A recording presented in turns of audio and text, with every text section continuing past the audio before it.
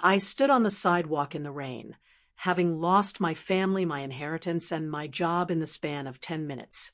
I realized then that you cannot save people who are addicted to their own delusions. They wanted the fantasy of the perfect son more than the reality of the loyal daughter. I went to my apartment and did something I should have done years ago. I stopped being the reliable one. I called the primary shareholders of the Sterling firm.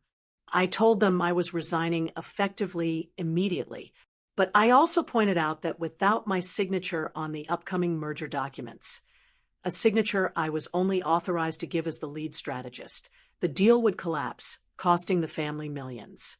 Then, I called the contractor I had hired for the lake house. The project is canceled, I told him. And since the contract is in my name and the funds were mine, I want the liens placed on the property for unpaid materials immediately.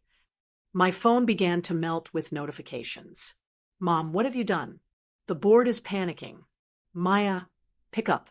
Dad, you are destroying this family over a petty grudge. Undo this now. Leo, you bitch. You're trying to ruin me. I didn't reply. I blocked them all. 3 months later, I sat on the balcony of my new office. It wasn't a mansion, and it didn't have a lake view, but it was mine. I had used my remaining savings to launch Sterling and Associates, using my own name on my own terms.